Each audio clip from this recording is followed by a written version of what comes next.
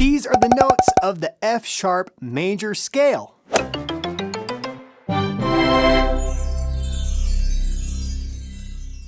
The F sharp major scale sits on our sharp side of our circle of fifths and has 6 sharps. F sharp, C sharp, G sharp, D sharp, A sharp, and finally E sharp. Now that's a lot of sharps to think about, and a way easier way of remembering all of these is just thinking of the phrase, fat cats go down alleys eating bacon. If you've seen my videos of other scales, I've totally said that before, so you're probably getting sick of it by now. But it's a silly way to help us remember all the sharps that we add. I know that F sharp major has 6 sharps, and I just think of those first 6 words of the phrase, fat cats go down alleys eating. That helps me remember what notes I'm gonna change to sharps. So what this means is that we're gonna start on low F sharp and go up to high F sharp and play the following notes in between. F sharp, G sharp, A sharp, B, C sharp, D sharp, E sharp, and F sharp. So let me show you what those fingerings look like, as well as what the notes on the staff look like for this scale. To begin our F sharp major scale, we're going to start on low F sharp. That means we have 1, 2, 3, and our middle finger F sharp, no octave key in the back. It's a pretty easy start for this scale. We're going to go from F sharp to G sharp, which means we're going to lift up that finger here and add the pinky at the top here. These low keys are sometimes called the spatula keys, so we're going to play that top one here. So F sharp to G sharp. Now we're going to cross from G sharp to A sharp. And again, I recommend on the sharp side here playing A sharp with 1 and 2, and then this bottom key here on the side. This is a much better fingering rather than bis or 1 and 1, or maybe something else that you have learned. So when we go from G sharp with our pinky to A sharp, lift these 2 and push this bottom one down here for A sharp. Then we're going to go from A sharp to B. B is an easy note. We just have 1 finger, so A sharp to B sharp. Again, another easy one. We have open fingers for C sharp. Nothing in the back yet. But now we're going to close pretty much everything down for D sharp. We have 1, 2, 3, octave key, 1, 2, 3, pinky for D sharp there.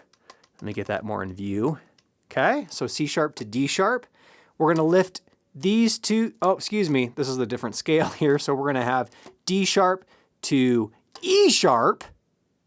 Okay, E sharp is just F natural. It's just an enharmonic tone there. Just means that it's the same fingering, same sound, different name. So D sharp to E sharp, or F natural, but we're calling it E sharp. And then for F sharp, I recommend using the fork fingering at the top here. I know that we started with our traditional fingering, but when you go from F to F sharp, what we're gonna do is we're gonna use the fork fingering here. And it's a much easier fingering to get to. You can flip, but when you learn your scales later down the road in 2 octaves, it's really helpful to use that fork fingering. So we might as well learn it now. So again, E sharp to F sharp there on the side. And it's a little easier to see on the key diagram, which is on your right of your screen. So check that out. So let me run through the whole scale one more time. We're going to start on traditional F sharp. You could start fork if you wanted to, but I like to start F sharp because it's not that big of a deal.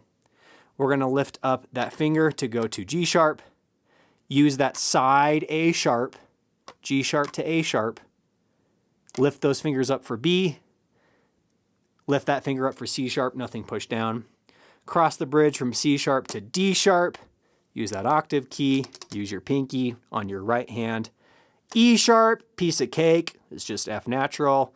And then we're going to end on fork F sharp to finish out the scale. And that's it. That's your F sharp major scale. Now it's time, as always, to put that knowledge to use with some practice. I have some practice play-alongs if you want to use them. Make sure that you tune before you play so that your notes match as close as possible to mine. And if I have helped you learn the scale, if you found this video helpful, I really appreciate you subscribing to the channel or liking this video or commenting or all of it. It doesn't matter. All of that support goes a long way for me, and I thank you for it. I hope that you have a great time practicing this scale as well as all the other scales, as you should be practicing all 12 major scales. It's very helpful that you do that. Happy practicing!